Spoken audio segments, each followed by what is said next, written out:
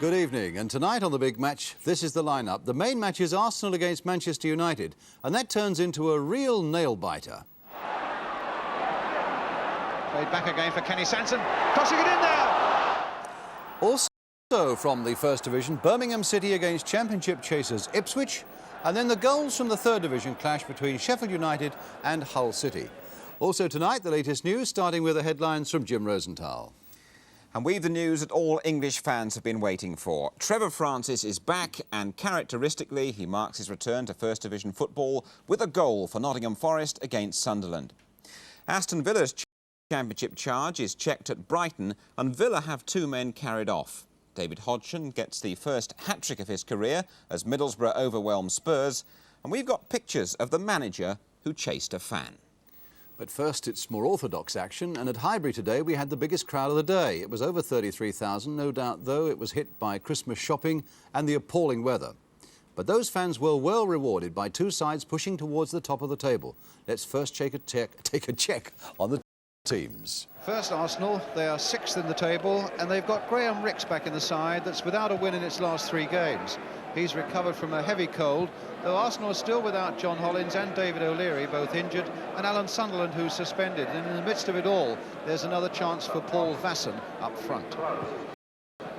As for Manchester United, they are 4th in the table, and they are unchanged. But that also means that they come without Gary Birtles, who is rested for the 3rd successive week to give him time to recover from an ankle injury, and Martin Buchan, who is still troubled by a thigh injury. The referee is Gilbert Napthine of Leicester.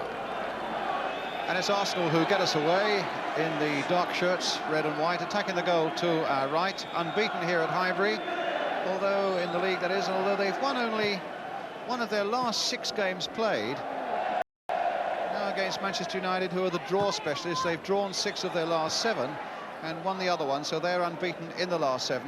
But I feel nonetheless that maybe the most remarkable statistic is that the groundsman tells me that this ground has soaked up something like 2¼ inches of rain in 6 hours today, and yet it's really in really excellent playing condition. And here's Mike Duxbury for Jimmy Nichol for Manchester United. They haven't got a good record here at Highbury. They've not won on their last 11 league visits. Mickey Thomas. And now Kevin Moran. And that's going to be a throw. Something of a novelty. Arsenal skipper today is Pat Jennings. That doesn't often happen, although I'm sure people are going to remind themselves and me that Frank Swift, of course, that great old goalkeeper, was once a captain of England. Well, there's a lot of support for United, but overall at that clock end there don't seem to be quite so many United fans as one's seen here in previous years. Thomas.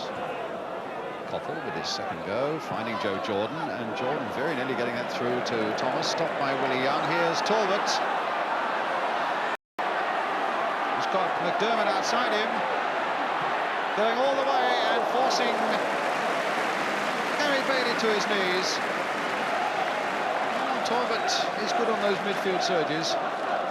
There was never a real problem for Bailey.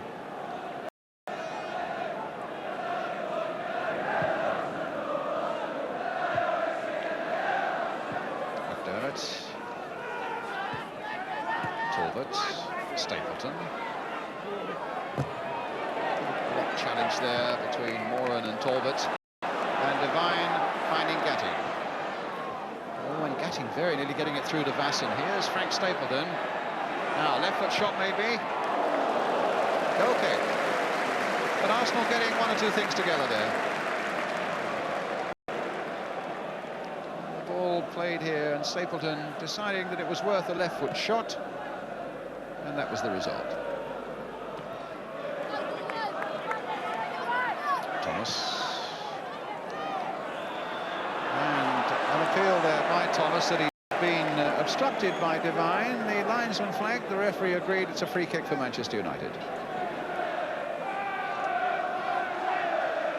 Joe Jordan up there. In fact, it's Albiston with the free kick, and a very deep one. Jordan won't get to it though. Koppel will battle away. And a good ball there by Koppel, finding Jimmy Nicol. A good early ball in from him as well. Jordan trying to get there. Duxbury managing to play it wide again for Jimmy Nicol.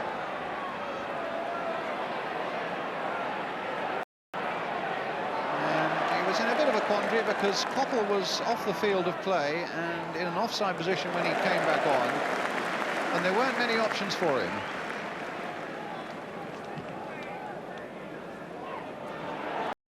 Stapleton getting behind Jovanovic that time. Vasson is there, calling for the ball. McDermott, a shot there, pushed away well, and finally cleared by Jimmy Nicol. Good shot there by McDermott from a funny angle, really.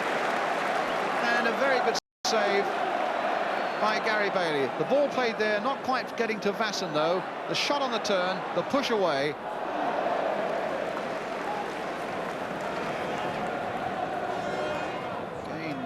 Winning that ball in the air.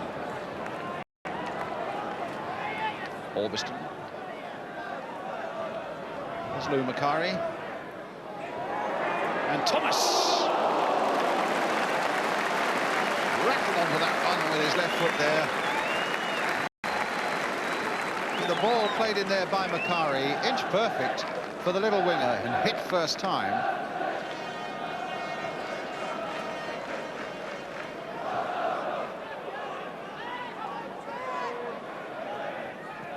Stapleton.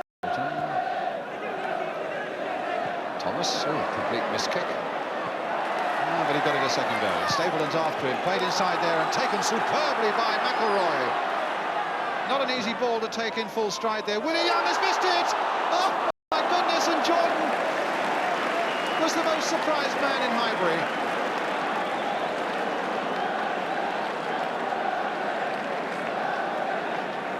Well, that was amazing. A terrific piece of play here by McElroy, and Willie Young missed it there. And look at the surprise that Jordan was faced with, and the gratitude of Pat Jennings.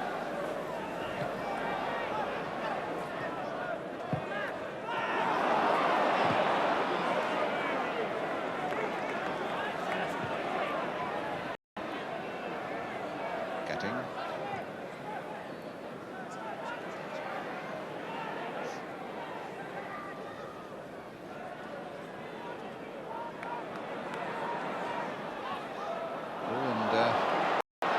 McDermott get in behind there. Played back again for Kenny Sanson. Tossing it in there.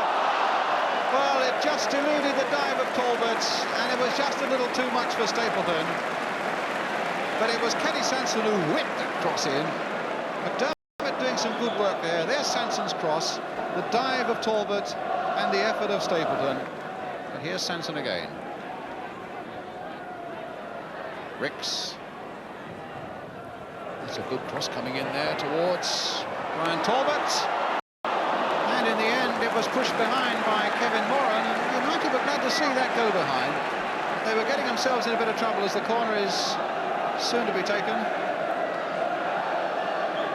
Talbot, and then eventually behind by Moran.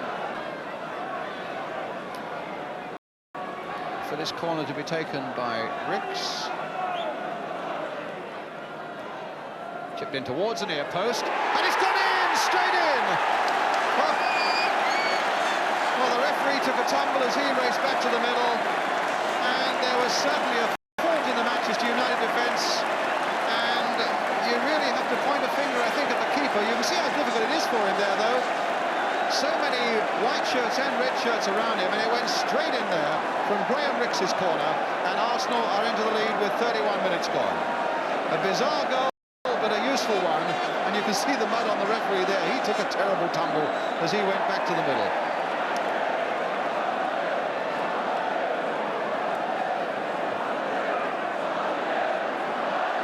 So 1-0, 30 minutes gone.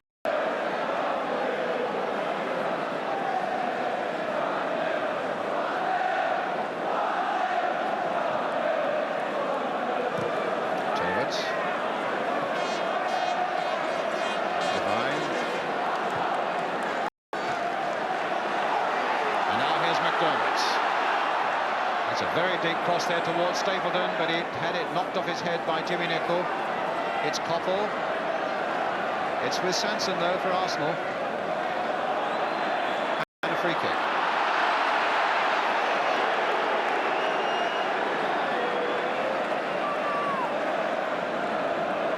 Well, I suppose people will point accusing fingers at Gary Bailey for that goal.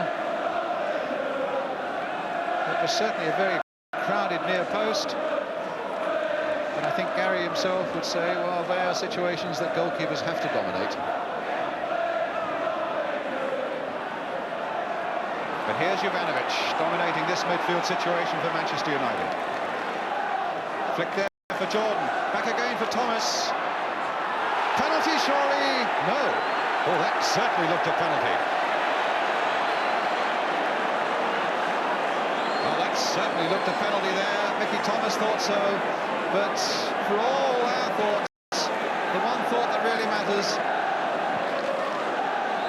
is referee Nat Thine.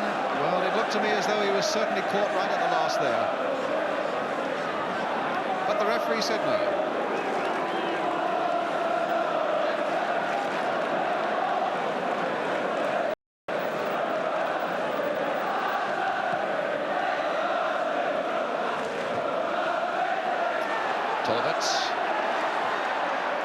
Oh, my goodness, that was almost an own goal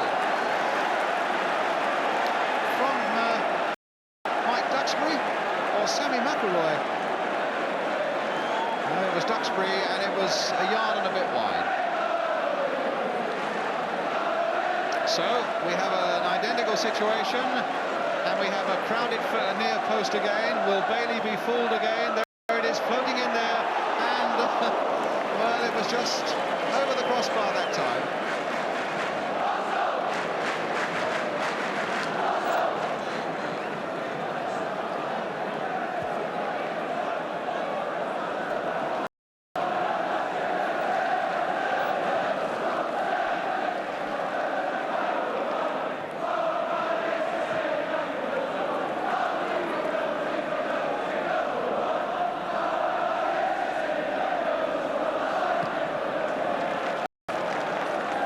The last 10 minutes of the first half.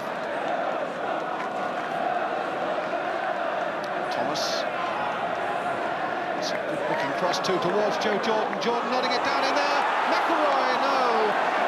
Well, Sammy McIlroy has had some brilliant control in the midfield. He's picked up very difficult balls, and that was easier than one or two he picked up in midfield. Once Thomas had crossed it in there, and Jordan had knocked it down superbly for him. But then it hit his right knee, and Jennings was saved. Orviston. And Duxbury beaten there by Ricks, and Gary Bailey a long kick forward, which might turn out to be a very useful pass. Joe Jordan. Played there now for a shot by Duxbury that was maybe a yard wide, no more. Long clearance by Gary Bailey, picked up here by Jordan, beautifully into the path of Duxbury, but wide of the post.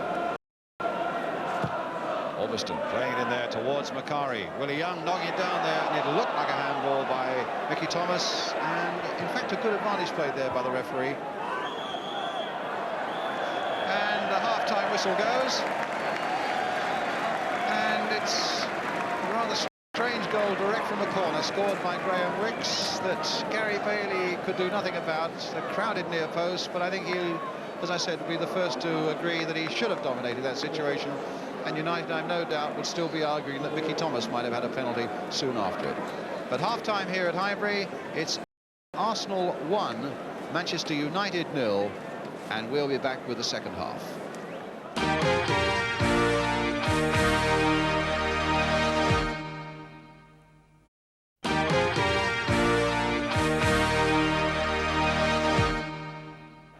So welcome back to Highbury. There's Manchester United, who've put on clean white shirts during the half-time.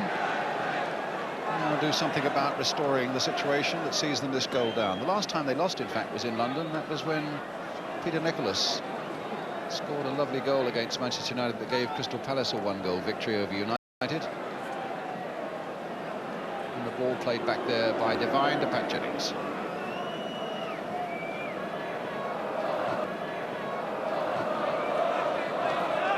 A little bit by the bounce, but still found Mickey Thomas. Devine getting in there, just poking it forward for McDermott. And now for Stapleton, played in again for Devine. Come up well from the back. Devine again.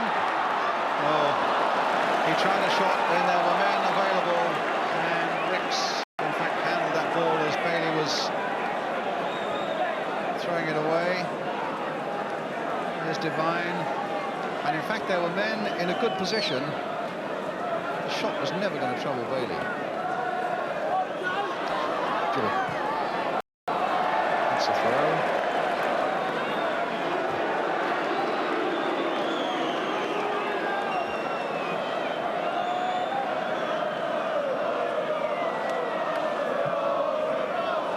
Kick there. And Ricks taking it up for Arsenal. It's a good cross by him. Vassen's there.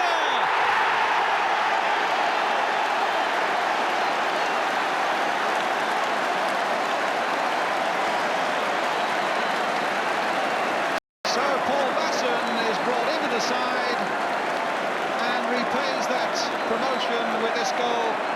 A really lovely cross from Graham Ricks. Look at that, curling in there, inviting that sort of header and getting it just inside the post. 2-0, 30 minutes into the second half. Paul Vassen.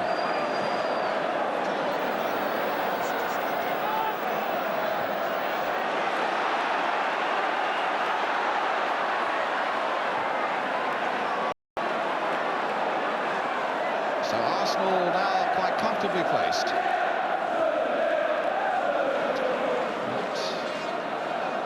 It's 2-0 for Arsenal.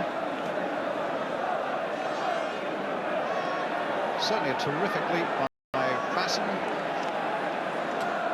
A beautifully placed header. And not a very pleasant afternoon for the Manchester United bench. Devine playing another long ball. This time Stapleton's going in there. Anderson, no, it's a foul on the keeper. But it's not an afternoon at the moment that Gary Bailey will want to remember.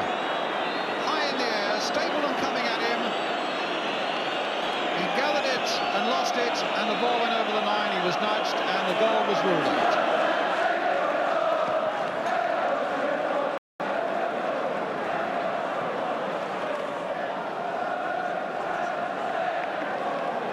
Well, Joe Jordan's got a marvellous scoring record of late. 5 goals in the last 5 games. And one from him now would be a real blessing for United. Almost a cup tie atmosphere here at Highbury today. Ricks. There's no denying the quality of that cross by Graham Ricks. Led to that second Arsenal goal. Ricks getting involved there again. Push forward by Nicol. And Coppell. Can he get past Willie Young? Oh. Well, Jennings had done the work superbly, and I thought for a moment that Willie Young following up might even put in his own goal. Pat could see the funny side of it, but a good run here by Coppell, shaking off Willie Young, still getting in a good powerful shot. Willie Young following in, and Pat was happy to gather it. And it's with Nicol.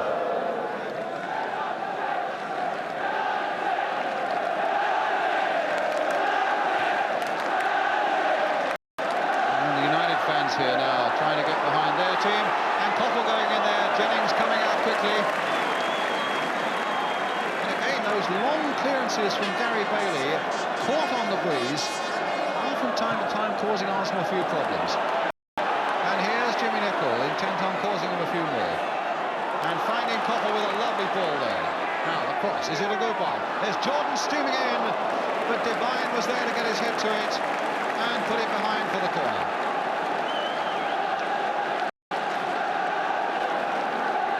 So Manchester United's corner. So Jordan is right in the thick of it. Jovanovic has gone there and stayed up there. So too has Moran.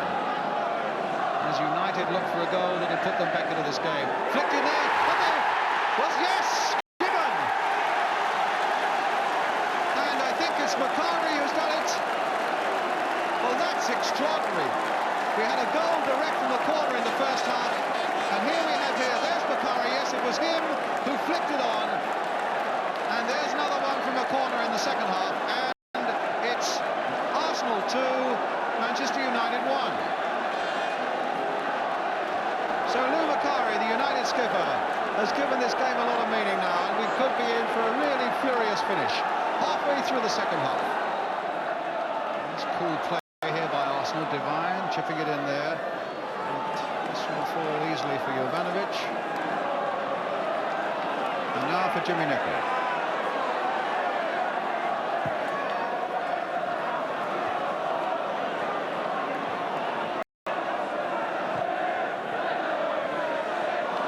Through the legs of Duxbury. Jovanovic.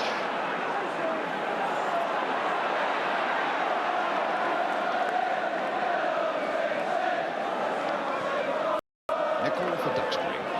Koppel outside him. Here's Steve Coffey. Jordan's gone wide. Walford with him. All played inside. There's space here now for Koppel. Oh, knocked by the legs of Pat Jennings.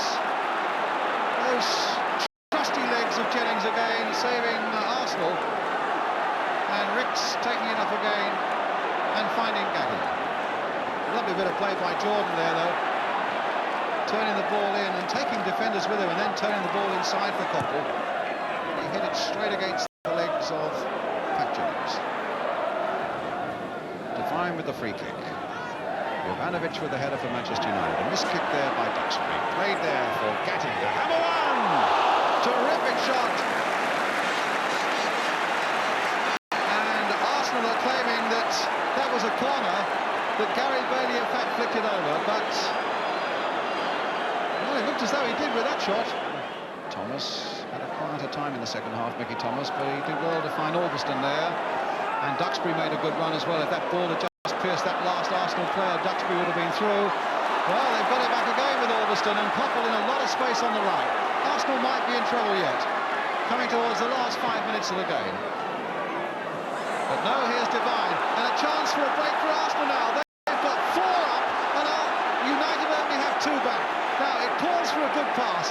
It's amazing, this, and an offside.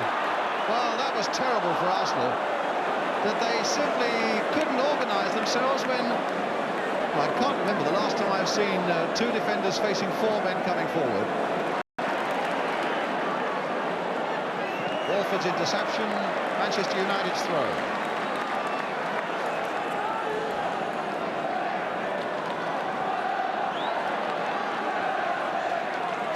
Thomas. Reaches McElroy. Jordan can't do anything about it.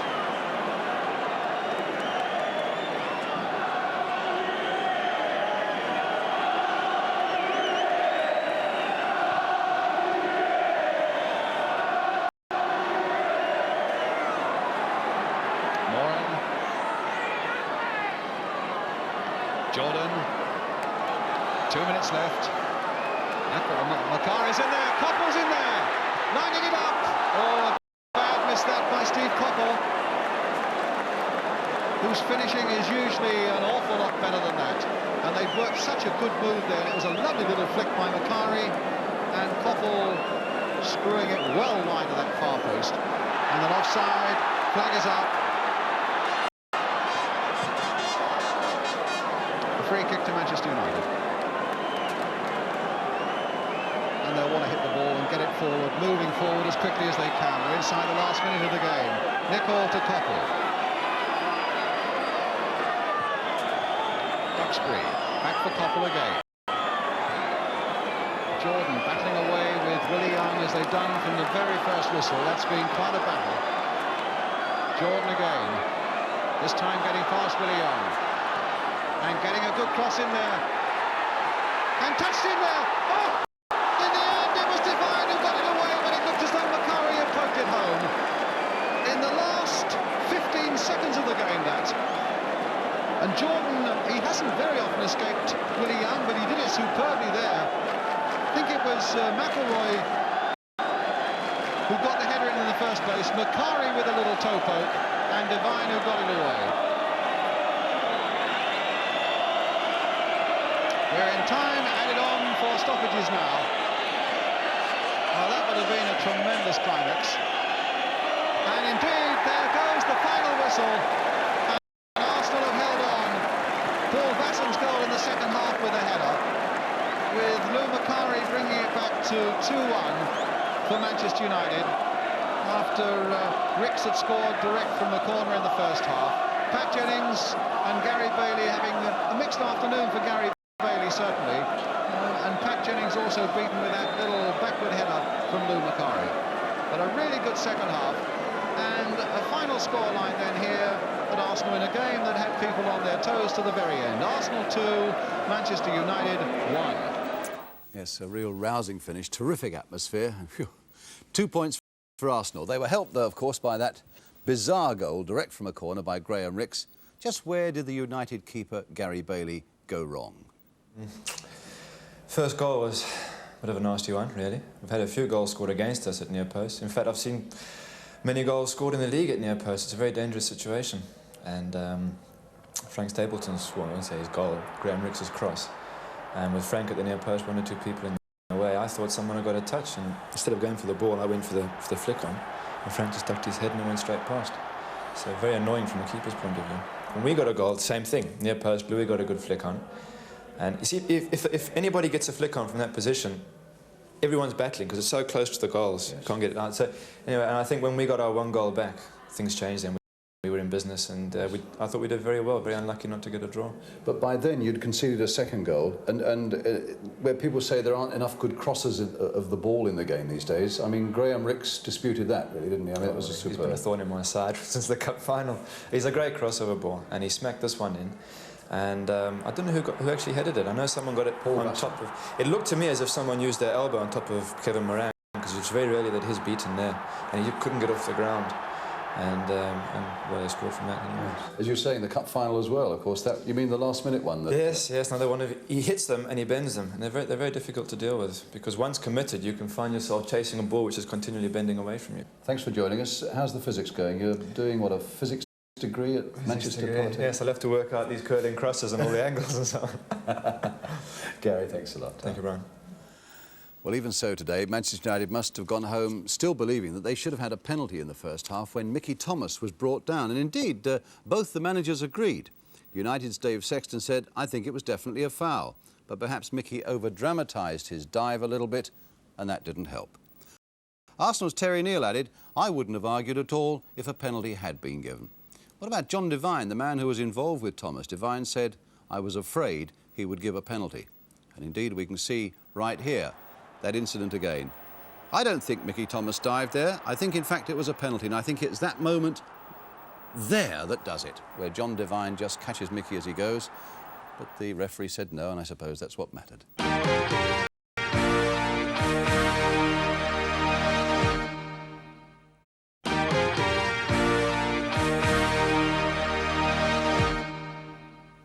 All right, let's have some more football on television right now as we go to the 3rd Division. Sheffield United against struggling Hull City. Just the goals then, covered by Yorkshire Television. Commentator Martin Tyler. Sheffield United are in stripes.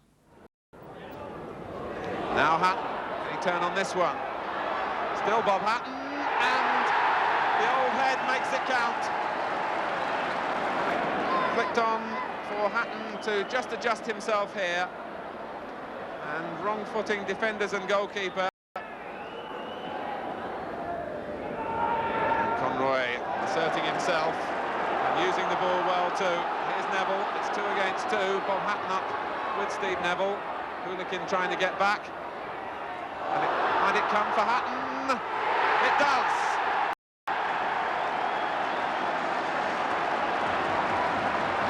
And credit really to Steve Conroy at the other end of the field, who started that by first of all claiming the ball with great authority, using it to set Neville on his way. The pass just taking a deflection, but it was enough to reach Hatton, and he doesn't make any mistake with those. Nicely touched off by Edwards for Marwood. And Conroy again, but this time Whitehurst. Now, was that handball? It was on the line by MacPhail. The error by Conroy here. Whitehurst turning, handball by MacPhail. So it's with Keith Edwards, who has missed from the spot this season. Doesn't miss this time. Hatton against Bobby McNeil. Hooligans header going straight to Tibbett, and deflection, and when you're down, that's how it goes against you. 3-1 to Sheffield United. Hull City now at the bottom of the 3rd division. Now it's time for the news from Jim. Trevor Francis is back, doing what he does best, scoring goals. He marked his return to the 1st division with Nottingham Forest like this, pouncing on a rebound to put away Forest's 3rd goal in the 3-1 win over Sunderland. That's a tremendous comeback after 7 months recovering from a severed Achilles tendon. Francis says he's delighted at his fitness, he feels stronger than ever before, and he's had no reaction to the match. Scoring a goal was a great Christmas bonus. Shock of the day came at Brighton, the team with the worst home record in Division 1. They beat this morning's leaders Aston Villa 1-0, and Villa finished with 10 men after Ken McNaught and David Geddes were carried off. Michael Robinson was the Brighton goalscorer early on. So Brighton still in the bottom 3. Norwich just above them, they beat Coventry 2-0, and that's really bad news for Crystal Palace, beaten 4-2 at Southampton, and the gap between them and safety now an ominous 7 points. Tottenham also conceded 4 today at Middlesbrough on a day that belonged to the Borough striker David Hodgson. He scored the first hat-trick of his career. Spurs beaten 4-1, and Hodgson's only other goal this season, well, that was at White Hart Lane. At the top of the 2nd division, West Ham's incredible home run continues. They beat Derby 3-1. That makes 16 home wins in a row. Trevor Brooking says this West Ham team's just about the best he's ever played in, and they're now 5 points clear of Chelsea, beaten 1-0 at home by Orient. Swansea, they're tipped by Trevor Brooking to go up with West Ham. They're 3rd after their 2-2 draw at Oldham. Notts County played last night. Then come Orient and Sheffield Wednesday on 26 points. Orient were without John Chidosi and Tunji Banjo at Stamford Bridge this afternoon. They were both playing a World Cup qualifier for Nigeria in Tanzania. And Chidosi, he scored in Nigeria's 2-0 win that takes them through to the next round. Well, finally, the fan who fell foul of his own club's manager. It happened in the goalless draw between Cambridge United and Blackburn. The offender ran on the pitch to protest after a tackle by Blackburn skipper Howard Kendall. The players sent him off again. There he goes. And watch out what happens next. And watch out for the Cambridge United manager, John Doherty. The fan heading for the safety, or he thinks, of the crowd there. And there goes John Doherty, the Cambridge United manager, trying to apprehend him. Well, he fails, and the fan tries to get clear of the pitch, but he was arrested and ended up in Cambridge Police Station. Well, it really is nice to see someone willing to take responsibility and put his own house in order. Brian. OK, still to come tonight, Birmingham City against Ipswich. All the action and the goals and the pools check as well. That's after this break.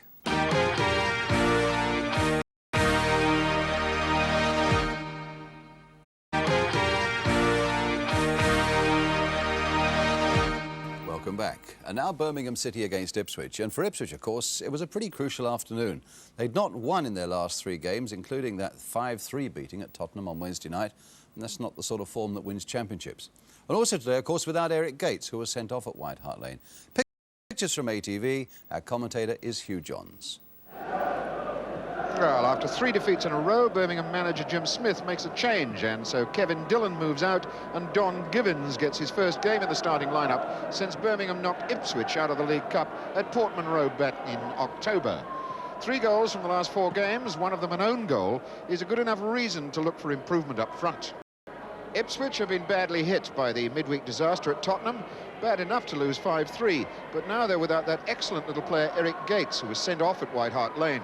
His replacement is teenager Kevin O'Callaghan. Most of his appearances have been as a substitute since his £300,000 move from Millwall last January.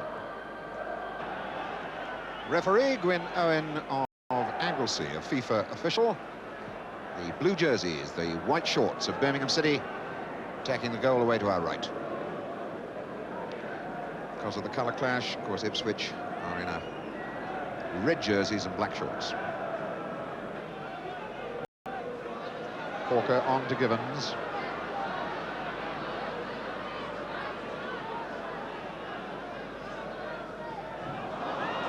Indecision again, and Langan strikes forward. He's going to try one. Langan shot. Cooper, the former Birmingham City goalkeeper, well equal to it. Langan looking to open his account for Birmingham City. McCall. Oh, bad one. Straight to Langan. Worthington. Help from Kerbishley alongside him, goes instead for Birchin, down to Gemmell. And Ainscough tried one.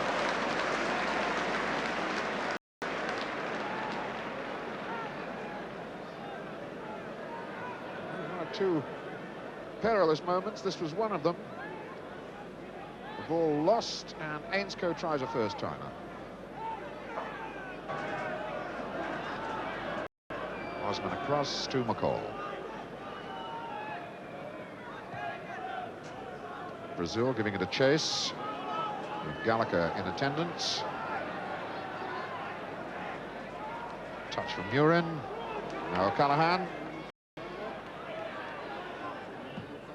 Good-looking cross, and that's a fine-looking header from Mariner. Well, Mariner accepting the neatness of that cross from O'Callaghan, meets it firmly with his head, just over the top.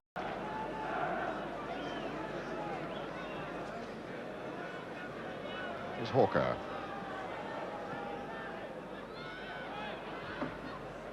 Drop for Givens. Osman, the clearance. Todd sold himself on Mariner then. Burley. Mariner. McCall. Callahan wants to join in.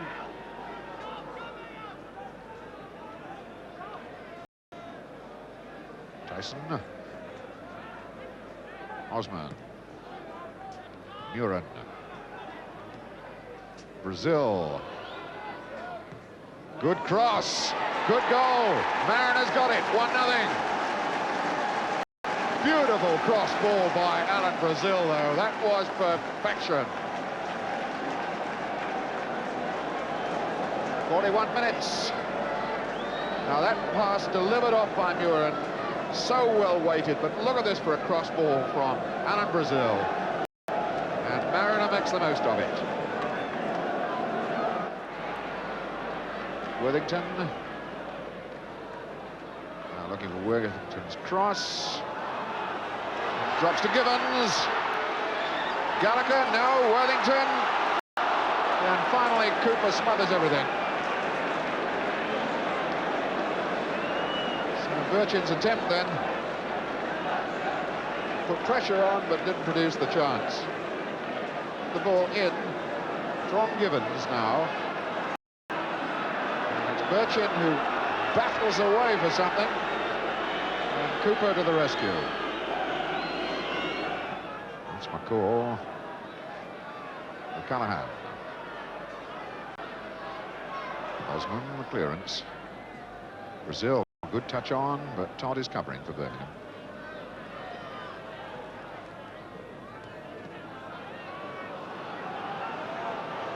Tyson. Murin. Tyson. Going for McCall. Took a bad hop on a misplaced divot. But Brazil now. It's a good ball in to Murin. And a good, fine goal. Yes, indeed. John Walker's got in there. 2-0. Ipswich, 6 minutes into the second half. And once again, the devastating cross from the left side is the one that produces the goal. All the build-up down that left-hand side. Murin, a little dink in towards the near post, and there's Walk all on his own to head the goal.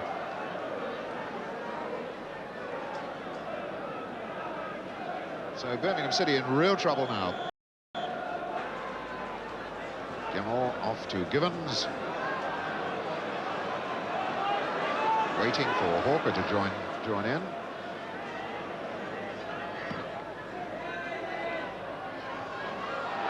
And finally, Butcher gets it half clear. Kirbishley to try and increase the pressure again. That's a good one. Worthington. Osman, Givens. Now a slight amount of panic stations, but again, Cooper got tremendous protection then from his defenders. And the substitution that the crowd have been asking for some time. Kevin Dillon dropped for Don Givens before the day. Don Givens brought off now, and Kevin Dillon brought on. Butcher shadowing Worthington. Corner given. Archie Gemmell taking a short corner for Worthington. Birchin, good save. First really sharp, positive, on-target shot that Cooper has had to handle. He reacted smartly. Curling corner in, the short corner rather, and now this long curling ball for Birchin. Cooper was there quickly. It was a foul throw. And now Dillon gets his first real touch. And here's his second. And he's still there. Nice looking cross. Worthington was superb save. Oh, Cooper earned his money with that one. But what an electrifying start Dillon has made to his entry onto the arena. Superb cross ball in. It looks up, picks out Worthington, fine header, and a great save from Cooper. Birmingham City supporters head for the exits, figuring that they're not going to have a Christmas present from their side here this afternoon. Ainscough is putting Birmingham City forward, and Birchin knocks it back, and Kirbishley couldn't get there. Mariner for Walk. Walk in a chase here on his own. Touch back to Brazil. And it's 3-0. Alan Brazil. Well, those Birmingham City supporters knew something. Those that had left didn't see it and probably don't care. Ipswich supporters away to my left, only a small number of them, are thoroughly pleased. The break by Walk caught Birmingham City out, and then Brazil goes in on his own, left foot, cross the goalkeeper, far corner, 3-0. Well, that wraps it up without any doubt at all. 37 minutes of the second half gone, 3-0 Ipswich. Birmingham City are going to crash to their fourth defeat in a row. And the exodus from the terraces continues. Kirbishley and Dillon. Gemmell called for it down the left side, and Russ Osman was there. Quick as they like.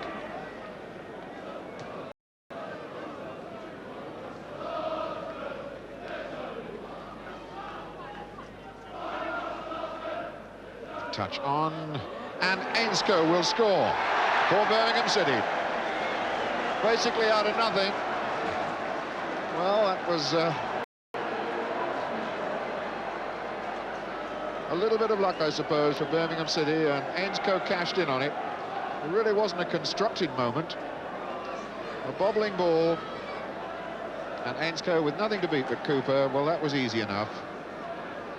So it's Birmingham City 1, Ipswich 3. With 43 minutes, the second half gone. And all that really has done is put just a small amount of respectability to the scoreline insofar as the Blues of St Andrews are concerned. Here's Hawker.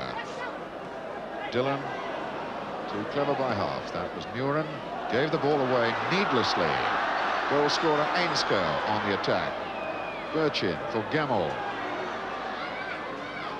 Now Worthington. Hawker. Oh no. And Ipswich have the ball back, which is all they really needed. We're in the last minute of the game. And Ipswich will want to retain possession. It's Burley giving it a chase. Ball out of Hawker, whose legs really have practically gone on this very heavy pitch. Here goes Muren. Oh, clever stuff. Little acceleration. Langford put it over the bar. And Franz Tyson very, very nearly made it number 4.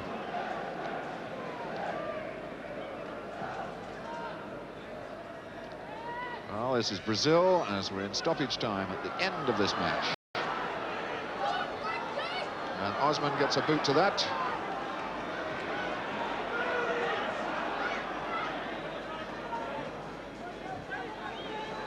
Here's Langan.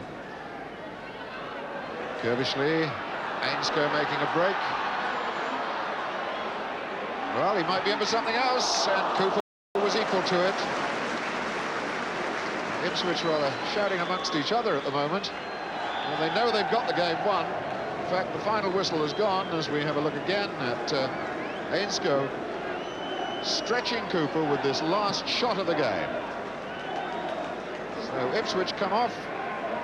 The 1 goal for Birmingham City having been scored by Ainsker, but Birmingham City comprehensively beaten by a very, very fine Ipswich side, fully deserving their position at the top of the table. Mariner, Walk and Brazil, their goal scorers. 3-1 it is for Ipswich. So a victory for Ipswich. They stay in 3rd place. Above them, Liverpool go back to the top after beating Wolves 1-0. And Arsenal move up 2 places after that win against Manchester United. And that's it. Hope you've enjoyed the programme. I just wondered, incidentally, if you spotted a coincidence in tonight's programme. We've seen how Graham Rix scored direct from a corner for Arsenal against Manchester United at Highbury today. Well, 5 years ago, Arsenal again played Manchester United at Highbury, and look what happened then. Good night, and a very happy Christmas to you all. Armstrong taking it.